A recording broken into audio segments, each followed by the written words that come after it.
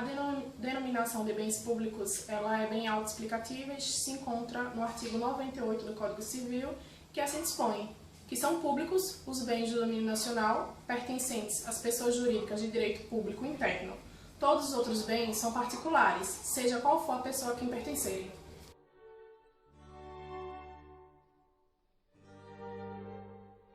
A classificação dos bens públicos. E para classificar os bens públicos, nós temos que levar em consideração 3 aspectos: a titularidade, a distinção e a disponibilidade dos bens.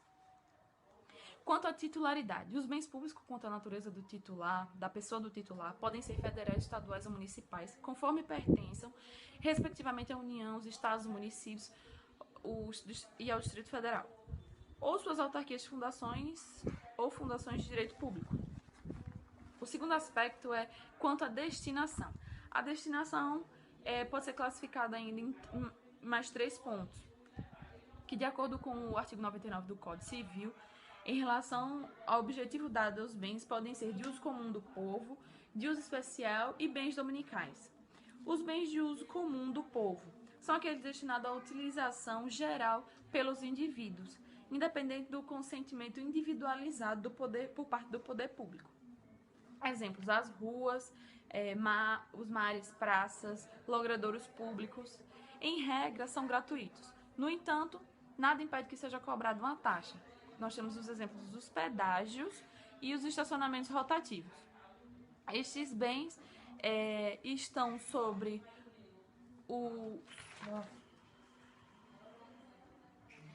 esses bens estão sujeitos ao poder de polícia do Estado, apesar de destinados consubstanciado na regulamentação, na fiscalização e a aplicação de medidas coercitivas visando a conservação pública. Temos ainda os bens de uso especial. Os bens de uso especial são bens que visam a execução de serviço administrativo público em geral. Os edifícios do Poder Executivo, Legislativo e Judiciário, as escolas, universidades, bibliotecas e hospitais. Os bens dominicais são aqueles, a terceira classificação são os bens dominicais, são aqueles que constituem o patrimônio das pessoas jurídicas de direito público, como objeto de direito pessoal real de cada uma dessas entidades. São todos aqueles que não têm a destinação pública definida, que podem ser utilizados pelo Estado. Temos como exemplo de bens dominicais as terras devolutas, terrenos de marinha, prédios públicos desativados e os móveis inservíveis e a dívida ativa. Agora eu vou explicar quanto à disponibilidade. A disponibilidade se classifica ainda em três pontos. São bens indisponíveis por natureza, que são aqueles que, dada sua natureza não patrimonial, não podem ser alienados ou onerados pela entidade que pertence. São bens de natureza não patrimonial insuscetíveis por alienação.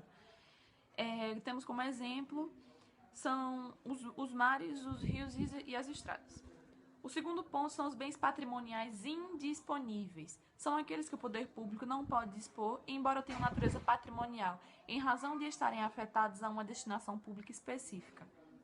Enfim, são bens que possuem valor patrimonial, mas que não podem ser alienados porque são utilizados efetivamente pelo Estado para uma específica finalidade pública. São bens patrimoniais indisponíveis os bens de uso especial e os bens de uso comum do povo, e ainda são suscetíveis de avaliação patrimonial. Os bens de uso especial e os de uso comum, sejam móveis ou imóveis, tais como os prédios, repartições públicas, os veículos oficiais, as escolas públicas, as universidades públicas, os hospitais públicos e etc. O terceiro ponto da disponibilidade são bens patrimoniais disponíveis. São aqueles que possuem natureza patrimonial e, por não estarem afetados a certa finalidade pública, podem ser alienados na forma e nas condições que as leis estabelecer. Os bens patrimoniais disponíveis são os bens dominicais em geral, porque nem se destinam ao uso público em geral e nem ao uso especial, que é alguma prestação de serviço público. O atual Código Civil claramente afirma que os bens públicos dominicais podem ser alienados, observando as exigências na lei.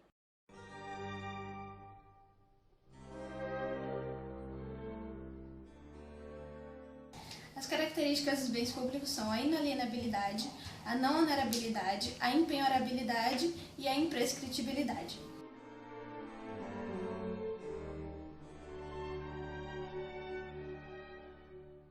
Bem, a inalienabilidade, de acordo com o artigo 100 do Código Civil, diz que os bens públicos de uso comum do povo e os de uso especial são inalienáveis, enquanto conservarem a sua qualificação na forma que a lei determinar. Os bens públicos dominicais eles podem ser alienados observadas as exigências da lei, que são a demonstração do interesse público, a prévia avaliação, licitação e, caso se trate de bem imóvel, a autorização legislativa. Vale observar que somente são absolutamente inalienáveis aqueles bens que, pela sua própria natureza, não têm valor patrimonial, que são os bens de uso comum do povo, insuscetíveis de valoração patrimonial, como rios, mares, praias, etc. Outra característica é a impenhorabilidade. A penhora é instituto de natureza constritiva que recai sobre o patrimônio do devedor para propiciar a satisfação do credor na hipótese de não pagamento da obrigação. O bem penhorado pode ser compulsoriamente alienado a terceiros para que o produto da alienação satisfaça o débito do credor. Os bens públicos eles são impenhoráveis, é importante frisar isso. A Lei Maior estabelece regra específica para a satisfação dos créditos de terceiro contra a fazenda pública, reconhecidos em sentença judicial transitada em julgado. Eles serão pagos segundo o denominado regime de precatórios, previsto pela Constituição Federal no seu artigo 100. Estão excluídos do regime de precatórios pagamentos de obrigações definidas em lei, como de pequeno valor, que as fazendas públicas devam fazer em virtude de sentença judicial transitada em julgado, de acordo com o parágrafo 3º desse mesmo artigo, artigo 100 da Constituição Federal. Assim, em primeiro lugar, deverão ser pagos os créditos de alimentos dos idosos e dos portadores de doença grave, até o triplo da quantia fixada em lei, para obrigações de pequeno valor, obedecida à ordem cronológica de apresentação do precatório. Depois, os demais créditos de natureza alimentar, também obedecida à ordem cronológica de apresentação do precatório. E, por último, os créditos de natureza não alimentícia, obedecida à ordem cronológica de apresentação do precatório também. Haverá concorrência somente dentro de cada categoria, em função da ordem cronológica de apresentação dos respectivos precatórios. As entidades de direito público estão obrigadas a incluir nos respectivos orçamentos a verba necessária ao pagamento dos precatórios oriundos das sentenças transitadas em julgado. As dotações orçamentárias e os créditos abertos serão consignados diretamente ao Poder Judiciário, cabendo ao presidente do tribunal que proferir a decisão exequenda determinar o pagamento integral e autorizar o sequestro da quantia respectiva a requerimento do credor, nos casos de preterição de seu direito de precedência e não alocação orçamentária do valor necessário à satisfação do seu débito, de acordo com o parágrafo 6º do artigo 100 da Constituição Federal.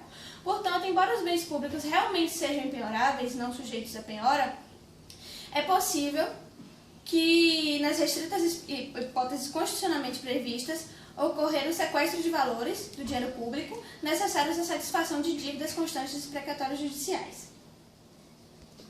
Já a imprescritibilidade ela decorre como consequência lógica da sua inalienabilidade originária. E é fácil demonstrar isso porque, se os bens públicos são originariamente inalienáveis, entende-se que ninguém os pode adquirir enquanto guardarem essa condição, daí não ser possível a invocação de uso capião sobre eles. Também tem a questão da não onerabilidade, em que os bens públicos eles não podem ser gravados como garantia em favor de terceiros.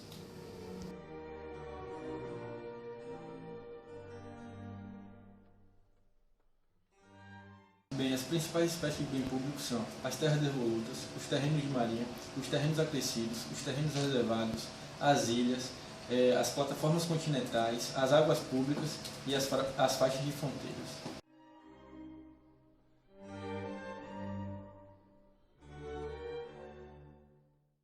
Bem, as terras devolutas são todas aquelas pertencentes ao domínio público de qualquer das entidades estatais que não se acham utilizadas pelo mesmo poder público. As terras devolutas, indispensáveis à defesa das fronteiras, das fortificações e construções militares, pertencem à União e as demais aos Estados-membros. Os terrenos de marinha são águas que, banhadas pelas águas do mar ou dos rios navegáveis, em sua foz, se estendem a distância de 33 metros da área terrestre e elas pertencem à União. Os terrenos acrescidos são aqueles terrenos agregados aos terrenos de marinha, né, e também pertencem à União. As terras ocupadas pelos índios, elas pertencem à União e são terras historicamente ocupadas pelo povo indígena. A plataforma continental, né, é a extensão das áreas continentais sob o mar até a profundidade de 200 metros e também pertence à União. As ilhas, de um modo geral, em regra, pertencem à União. As faixas de fronteira são áreas de até 150 km de largura que correm paralelamente à linha terrestre demarcatória da divisa entre o território nacional e países estrangeiros. As águas públicas são aquelas que compõem os mares, os rios, os lagos do domínio público. Pertencem aos Estados-membros, exceto se estiverem em terrenos da União.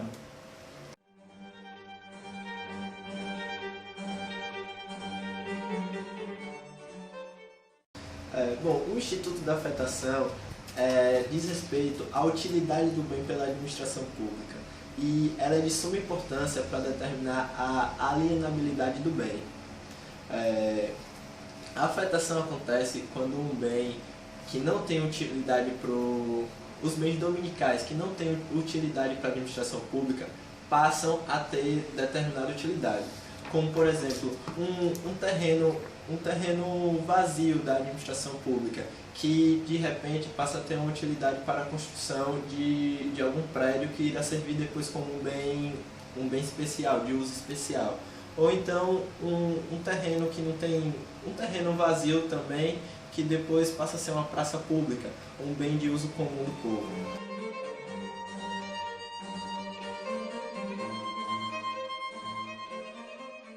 A desafetação, ela seria o inverso da afetação.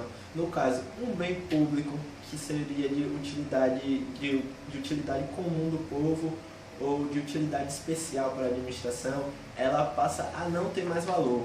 Como, por exemplo, as cadeiras quebradas de escola pública são bem de uso especial, porque são determinados pelas escolas públicas. E a partir do momento que elas quebram e não tem um conserto necessário, elas passam a integrar os bens dominicais, aqueles que não têm mais importância para a administração pública.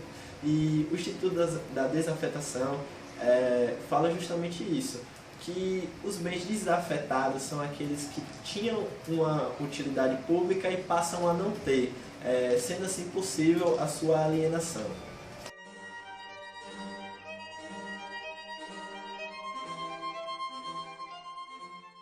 Sim, o particular ele pode utilizar-se dos bens públicos por três categorias: autorização, permissão e concessão.